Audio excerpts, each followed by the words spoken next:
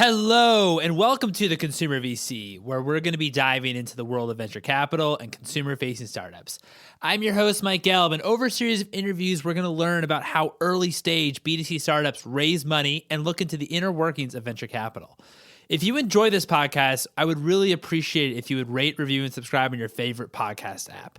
And for all episodes, you can go to theconsumervc.com. Our guest today is Mike Duboe at Greylock Partners. Mike joined Greylock in 2018 and leads investments in commerce, marketplaces, and consumer more broadly. Previously, he led growth at Stitch Fix and Tilt and others and has created, scaled, and led growth teams from Series A through IPO across the span of businesses. Greylock Partners is one of the oldest venture capital firms, founded in 1965. Some of their investments include Facebook, Airbnb, LinkedIn, Instagram, Redfin, Pandora, and many more. It's quite an unbelievable track record, if you ask me. It was an absolute pleasure having Mike on, and I cannot wait to share this one with all of you. So without further ado, here's Mike. Hey,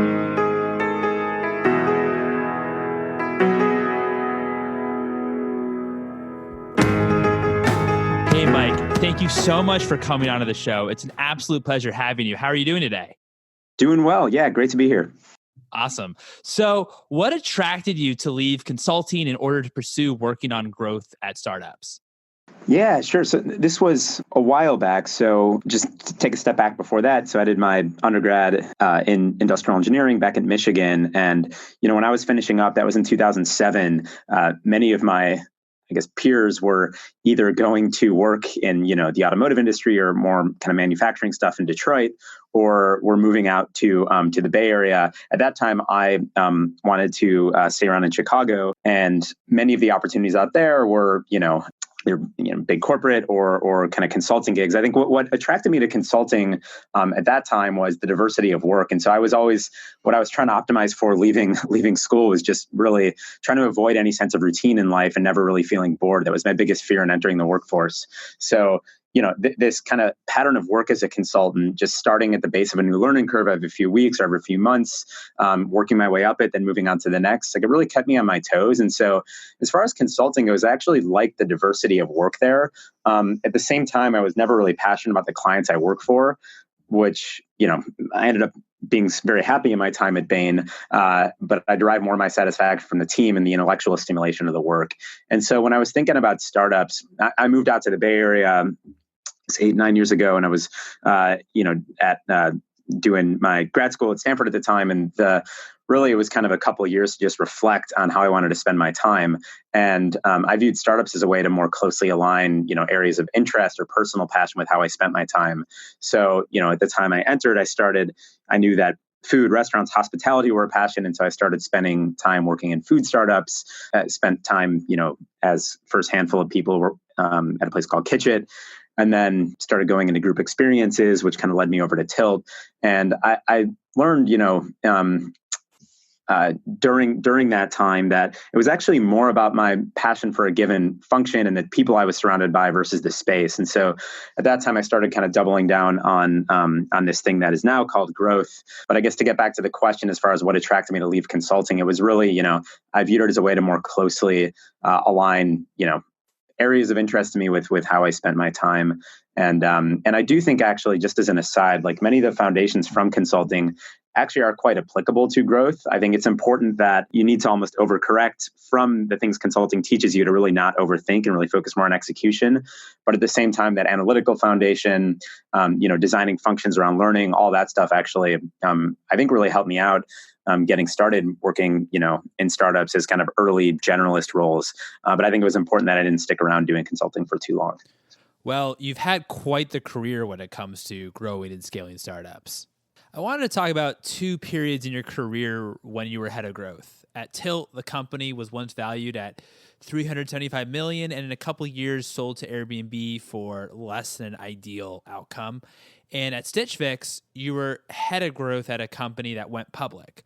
What are some of the lessons learned when it comes to growth and venture capital in those two experiences, since the companies had very different outcomes?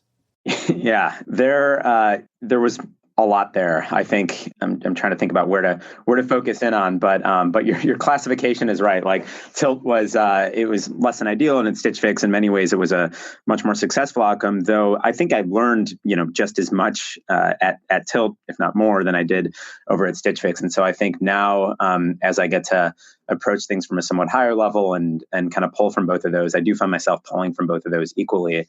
And I think high level, I think, I'll start with Tilt. I think that was, so I joined there pretty early on. I mean, the company had gone through YC and it had raised a Series A. We were growing, call it 20% month on month at the time, but we didn't really have a clear understanding of how and why we were growing. And so a big part of my job there over the next 3.5 years was, first demystifying growth, getting control, putting our hands on the levers, and then finding ways to really, supercharge that. And really, it was gold around user growth there. At Stitch Fix, it was similar, actually.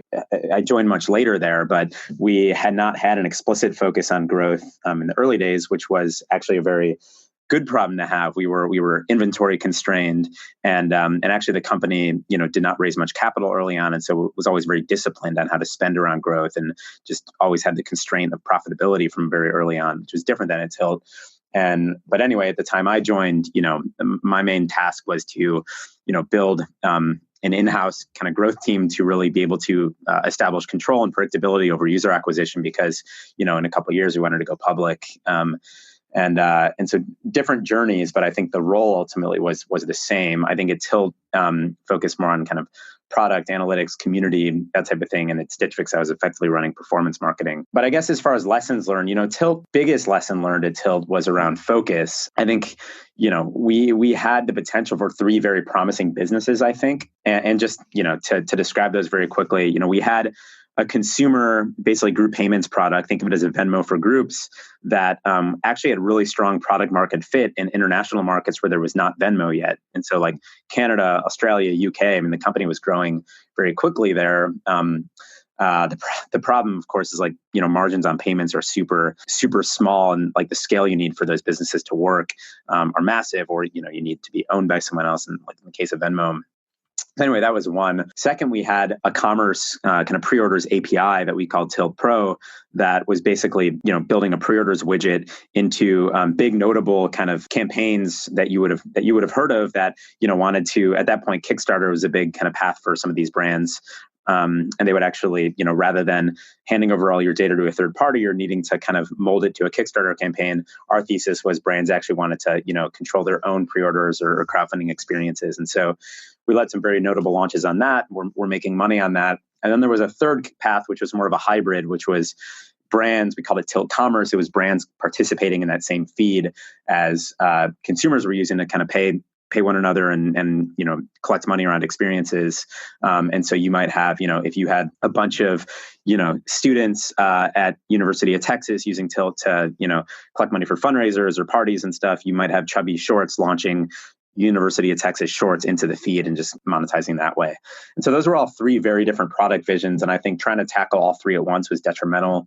I think, the lesson I learned about being an entrepreneur there is that sometimes it's more about saying no than it is about saying yes. And, we came up at a time where I think capital was very easy to raise. It was always kind of top line growth that was just attracting more investors to the company. And I think had we had more challenges fundraising or were there more constraints in the company early on, like Stitch Fix had, I think that discipline might have actually, helped the company say no to more and actually focus on one of those paths.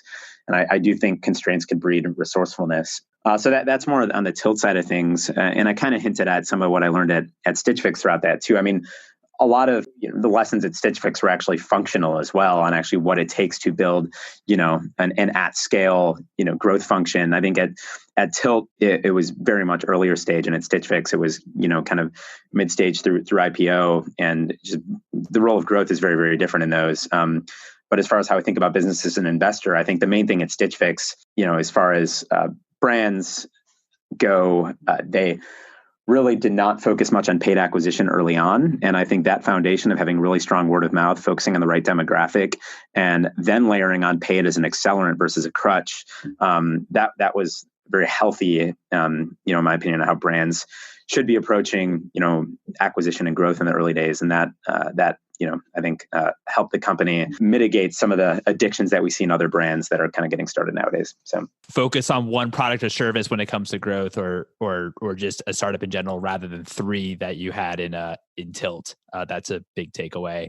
On the investor side, you did talk about how this has influenced you as an investor, but in the evaluation process, there's still a huge abundance of capital, and it seems like when I look at what Series A's are and even seed rounds, it seems like it's just like spiraled. It's just booming. So how do you even think about the evaluation process currently in like today's age? Yeah, I mean, I think I will caveat up front and say like this really varies by business type. I spend my time looking at a lot of consumer businesses, also marketplaces, and around commerce, I look more at infrastructure layer stuff, so effectively B2B plays.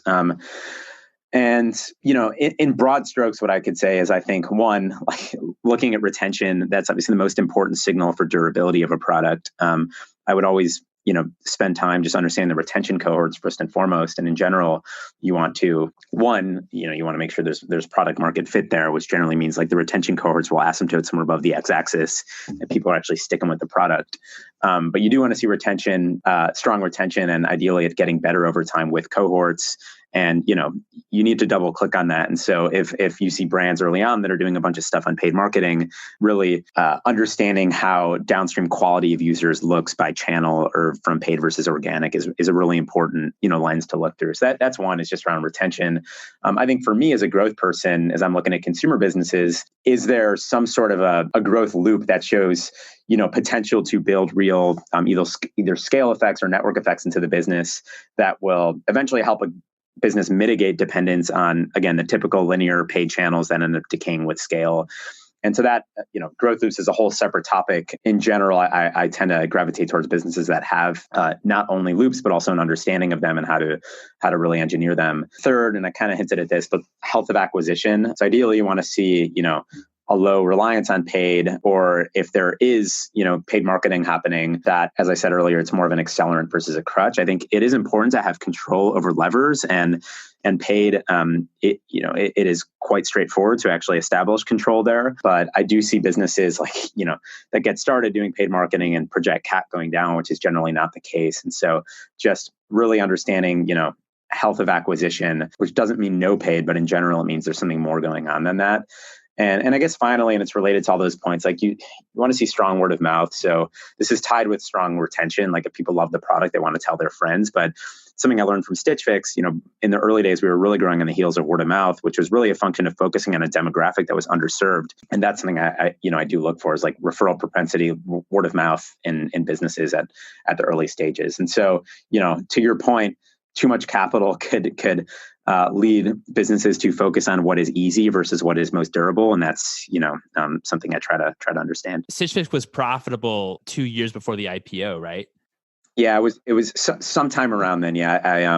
Yeah, that sounds about right. When should a startup shift their focus from growth and blitz scaling to profitability and sustainability? It's very much dependent on business type. And I think, if you, so much of it, and a plug for my partner Reed's book on this, he will tell it far more eloquently and in detail than I would here. I guess what I could say, I actually don't want to give like a one size fits all answer on this. I could just say, there are circumstances by which blitz scaling is actually like the right thing to do. I just want to say that is most often not the case, actually. And I think it kind of ties to a macro point on, venture backable businesses overall as a very small percentage of like great businesses being built out there. And I think some of what we're seeing right now is, in my opinion, businesses that should not be venture scale, taking on that kind of capital and then being forced to do things that are unnatural to them. And I will speak to, a lot of things I have some visibility on from my time at Stitch Fix around maybe D2C brands. I think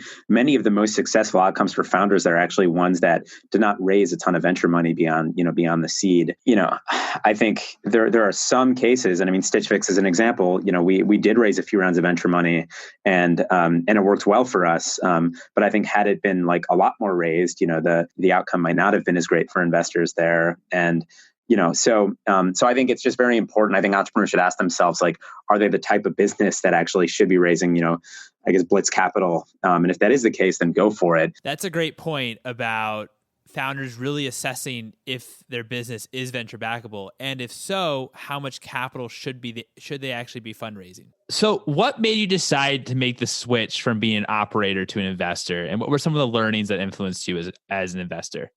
When I was doing my soul searching, as I was thinking about my next thing after Stitch Fix, I always had venture as I had a bunch of friends doing it. I always had that in my mind as something I would want to do. And the main reason why was that, I always felt myself, I always had approached my career optimizing for learning. And even if you think about growth as a function, that function is designed, its main objective is to help companies accelerate their pace of learning. And so from a functional standpoint, I always liked growth for that reason. I thought venture was going to be that like supercharged. The surface area of learning. I might spend my time each day with 5 different founders that are in 5 totally different spaces that I just need to get up to speed on very quickly. And that, that to me sounded like, the most intellectually stimulating job I could imagine, and actually like very rewarding in that I would always be at the base of a new learning curve. And that's, to my early point on consulting, it's really like my own self-assessment of when I felt the most motivated at work, and also, my best and sharpest self was when I was in those circumstances. And so that was always kind of looming with me. I struggle with it a little bit because growth is also something functionally that I love. And, I think there's not a ton of people that are doing that, both early stage and late stage at companies right now. And I've kind of found myself in a community that I really loved around growth people. And so I still, as an investor, I try to stay plugged into that. But I think part of what gave me, some conviction on moving over is I was trying my hand at advising, helping out, through, like Y Combinator, some other funds, and starting to spend time with more than just one company at once. I found that I was actually able to be helpful, and also satisfied. It was just like a broader surface area of learning, like I said. So that was kind of some validation to actually move into it. I would say it's a job that I when I was talking with the folks over at Greylock, most of us here, I think all of us have been ex-operators mainly in product capacities, and culturally and just, how we approach conversations and how we look at companies internally, it really just resonated with me. And so I'm not sure it's a job I would have done anywhere, but I think our style of it here, how we partner with founders, how we look at businesses internally, it just really kind of felt right. I think as far as some of the learnings and difficulties like that, that I would just say are still, in process of kind of calibrating to or adapting to. One is just like feedback cycles. I think growth is a function where, your job is to shorten feedback loops and really just, continue to learn at a much more rapid pace, as your company scales. And in venture, obviously the feedback loops are multi-years. I think 2 is just being arm's length. So even though I said that, advising different companies and getting to work with founders on growth was part of what made me move over. It's a little bit of the job here, but it's not the main job. And so you do need to know what are the right times and places to actually engage deeply. And then, when that's called for, absolutely do so, but not, it's kind of not the default. And then also like not filtering for businesses I'd want to work on growth for as primary investment criteria is another thing. And so, it's definitely an adaptation, but I've loved it so far. What are some of the challenges that you're seeing from how startups are approaching growth with these next wave of companies, considering that online customer acquisition costs are just becoming more and more expensive? I do look for a healthy foundation first of like strong word of mouth, some strong retention, before companies will start really stepping on the gas on paid acquisition. I also look for ideally some product driven or non-paid acquisition loop, such that when they start doing paid marketing, it's more, like I said, it's more of an accelerant. And so that's, there's various ways of assessing that, but that's kind of what I look for when I meet with companies. And, frankly, I do see businesses turning to paid channels too early nowadays, just given proliferation of capital, and also the ease of running these channels. I started buying Facebook ads back in, 2012. There was actually an opportunity to find arbitrage in those channels by savvy media buying. Nowadays, it's pretty straightforward. And, the art of making Facebook work is really, great creative and great data pipelines versus, being savvy with bidding and budgeting and all that stuff. So, I do think it's a dangerous path for businesses to get down too early. Also, Bill Gurley wrote a really good piece a decade ago on I think it was called like the dangerous seduction of the LTV CAC formula. Like many businesses just think about this stuff like too linearly, and it can inhibit creativity on finding other ways to grow.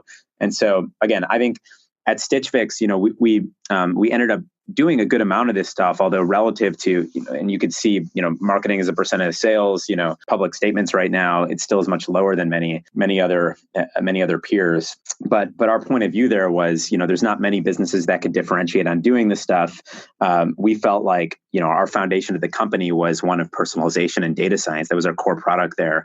And so applying that DNA over to running paid marketing, we started to do some interesting things on, offline channels, which are typically viewed as kind of unmeasured brand channels. We viewed them as growth performance channels, that helped us find some near term. I think we were differentiated on how we approach those channels. We were smart in building things like in-house bidders and other kind of in-house tech around running these channels that ended up, providing us some differentiation. And so I think it was an interesting place to do the job. But again, I think the point is like performance rarely gets better with scale. And so it's just important for businesses to be realistic upfront. And when they get down that path, kind of what's going to happen in a couple of years. And I think I have seen some businesses be unrealistic with that. The other last point, I guess, on paid marketing and marketing channels overall is that they are changing quite quickly. And so at Stitch Fix, for instance, we were pretty early to buying podcast ads, and there was a very inefficient channel at that point, inefficient from a market pricing standpoint. We were actually able to drive some good growth out of that. Now it's becoming more efficient, more programmatical. It's not there yet. Same with things like remnant TV. And so channels are changing quickly. It's part of what makes the job really fun, keeps kind of heads of growth types and growth marketers on their toes. I think it can be having some insights and some unique ways of approaching those channels is generally good for companies. But again, I don't think it should be like the predominant thinking on growth for most consumer businesses. I should think they should be putting much more thought into how to drive growth from product and how to actually build loops. So when should a founder make their first growth hire, and what are some keys or advice of founders when they're setting up a growth team? I get asked the question a lot on what is the first growth hire I should make. Usually what I'll try to get a sense for when I'm meeting with a company is like how well they understand why they're growing today and how they're growing, which generally is actually an analytics question. And like, has the company instrumented its product well? Do they have a growth model? Do they actually, have they built a quantitative understanding of the levers of their business? If that's not the case, I would say like, well, your first hire on that should be some sort of an analytics person, whether or not you call them analytics or biz ops or whatever. I actually think those hires are a lot more leverage, such that you need fewer people in other functions later on. I would caveat and say I actually don't think that needs to be like a PhD data scientist or anything like that. I think I've hired for these people out of teams like LinkedIn biz ops, or even people that were consultants and have done early stage startup things for a couple of years. Like I think those hires in the early days are actually more important than just throwing someone at doing top of funnel user acquisition stuff. So that's one. And I think to your other question on when they should make their first growth hire, all I could say is like don't do before there's product market fit. Like if you don't have that yet, you should just be focusing on building product and talking to users and finding product market fit. And there's various answers on, how when you have it. In some cases, you could just completely feel it. My answer is more quantitative in that I think, again, a retention curve that asymptotes, well above the x-axis is kind of my answer on that. Cool. Thank you. In the early stage during the pitch, what do you like to see from founders when there isn't a lot of data? It depends on the stage you're investing in, right? So like we do a lot of Series A early investing. We will do some later, some earlier, but so much of it in the early days actually is about the team and their, ultimate vision and insight they have around what they're trying to do, and the fit between that founder and the product and the market that they're within. And so much of the investment, actually comes down to that. In general, still at the Series A, there's generally some data. And so, I think I don't put much weight into like projected, like 5-year financials and LTV CAC ratios and things like that. but you could generally like find some sense. Like what we ask is it working? And in general, that means like you could talk to, some early cohorts of users just to get a sense of like how passionately do they feel about the product? Is it inseparable from them? Is it, what does the retention look like? I think generally at Series A's, we have access to at least like that kind of data or, calls to customers and things like that. Great. Thank you. What are some consumer trends and opportunities that you're most excited about? Yeah, I end up looking at a lot of things that, I technically look at consumer stuff here, but overall, like the lines nowadays between consumer and I guess, B2B are blurring a little bit. For me, I spend my time around commerce-related businesses. And so, like I said, from my time at Stitch Fix, have some pretty good insights around, different spaces within commerce. I would say we look more at Greylock. We try to look for businesses where there's some defensibility from either network effects or technology. And so we, in general, will look more at like infrastructure layer investments in commerce versus investing directly into brands themselves, which is not to say we wouldn't do that. It's just more the exception versus the norm as far as, $1 billion fund like ours. And so commerce infrastructure is a pretty ripe space right now. I think Shopify as a platform is just giving rise to a lot of interesting things. I've looked at a number of things around logistics, reverse logistics, international. There's a whole bunch there. And so that's kind of one theme. I think on marketplaces, for me, I've been spending a lot of time on B2B marketplaces nowadays.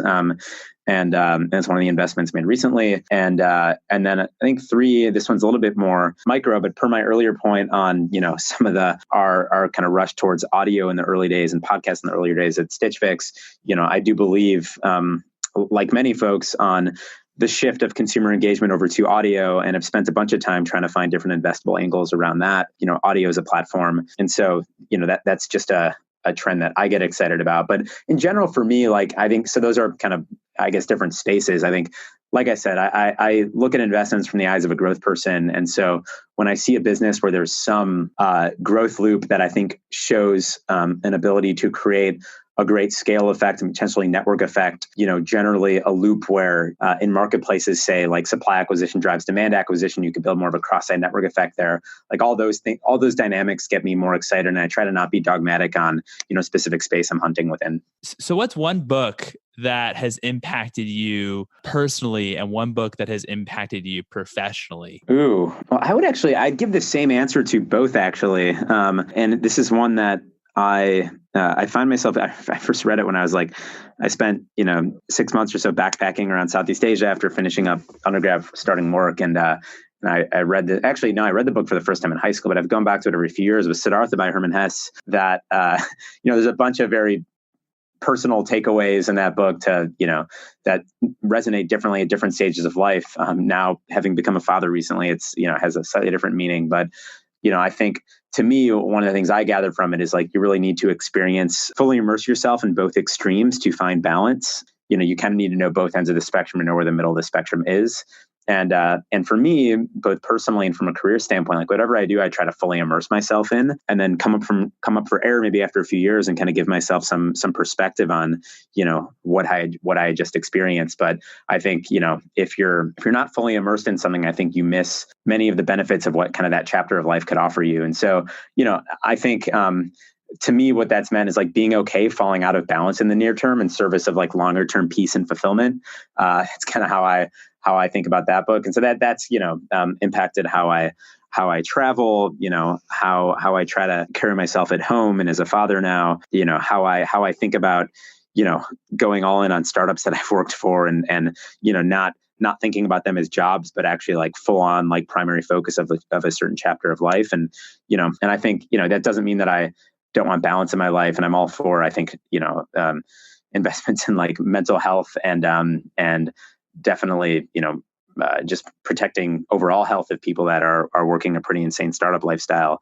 But I do think there's something to just, really going all in and kind of, also shift into the other extreme to get an experience of what things are like on that other side as well. I know it sounds kind of like theoretical, but that book has had a big impact on me, and it's pretty short read. So. That's awesome. What's one piece of advice that you have for founders of consumer companies? Yeah, I mean, I think, again, I talked about this a little bit earlier, but I think just saying no, forcing discipline and just being maniacally focused, it's kind of the most difficult part. I think nowadays we're in this kind of golden age of startups right now where there's just so many opportunities all around us. And especially if you're based in the Bay Area, there's always going to be opportunities for, networking events or kind of other potential revenue streams or partnerships you could chase, and just opportunity that's always, like, quite literally knocking at your door. I think to the point of what I learned at Tilt mainly, saying no is far more difficult than saying yes. And I think just forcing discipline, whether that be around business model or around anything that's not in service of your North Star metric, or even on things like saying no to hires that are going to be good but not great in the early days, just as you're thinking about building out your team. I think just really understanding how to say no is, I think, not only for founders but actually for anyone who's trying to stay focused in today's day and age, I think is important. So I know it's a very generic kind of thing, but I just think, I think far more companies have died from, I guess, like indigestion than starvation, indigestion of, saying yes to too many things. And it's something I actually experience now as a VC, where, in the early days, I've probably been saying yes to a lot more meetings as I'm kind of trying to build perspective and context. And I think over time we'll probably be a little bit more focused on how I spend my time here. So. No, I mean, to be honest, that's actually the first response saying no that I've received from that question from other investors. So I appreciate it. It reminds me of the book, The One Thing by Gary Keller. Yeah, it's funny. That book, at the time I was my first year or so at Tilt was crazy. And our CEO at the time, a good friend now, an amazing human, Brian Burtwhistle, actually just put that book on my desk. He had told me to read it a couple of times, and I didn't follow up. But then he put it on my desk one day, and then I brought it on when I took a 2-week trip to Vietnam just for vacation, and read it in like a day. And then my subsequent teams, both at Tilt and Stitch Fix, had to listen to me harp on that book. It's very simple. I mean, the book could kind of be summed up in like a sentence, which is, in any facet of life, whether that be financial, health, professional, whatever, there's generally one thing that you could be doing such that anything else becomes either unnecessary or much easier. So kind of look for that domino that's going to start that domino effect. Man, that, to your question on like what's a book that has changed me the most professionally, that I probably could have answered that. So I'm glad you mentioned that. That's awesome. I love that you made all your team members read it. What's one thing that you would change about venture capital? That's a good question. I think, first off, I want to say that, I am pretty new to this job. And so it feels like this job takes, not months, but like years to really kind of get the hang of. And I'm still very much a student of it. And I'm grateful to be in the room. A lot of my partners who have spent years and decades doing it, that I get to learn from them on.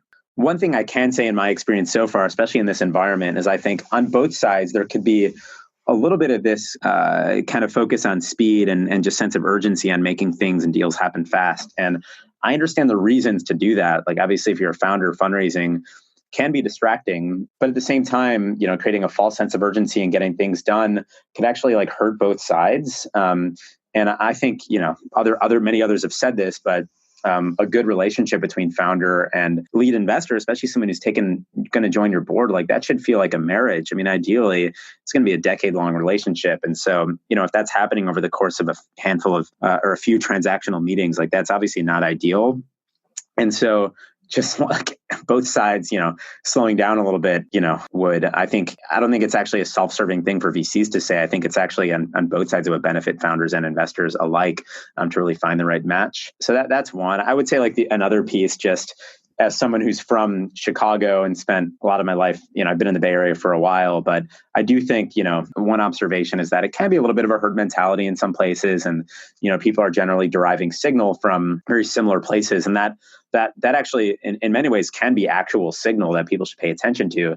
At the same time, it could cause a little bit of tunnel vision on folks, not really looking for opportunities outside of our own kind of either backyard, literally or figuratively. And so, I think people being more open to investing in other startup ecosystems and actually creating networks outside of the Bay Area or outside of, areas that types of businesses that, we have seen be successful in the past. I think the space is probably ripe for more original thinking on that. Right. No, that makes absolute sense. Great. Well, Mike, thanks so much for coming on the show. I really appreciate it. Yeah, my pleasure. Yeah. Fun chatting with you. And there you have it. It was an absolute pleasure having Mike on the podcast, and I really appreciate him taking the time and hearing his thoughts about growth in startups. To keep up to date with Mike, you can follow him on Twitter at @mduboe. That will also be located in the show notes. If you enjoyed the episode, which if you're still listening, I hope you have, we would love it if you would rate, review, and subscribe on your podcast app. You're also welcome to check out theconsumervc.com for all episodes, and if you want to follow along behind the scenes, feel free to follow me on Twitter at Mike Gelb and at ConsumerVC. Our final episode of the year will be this Thursday. Then we will be taking a 2-week break starting the week of December 23rd for the holidays. Thanks for tuning in.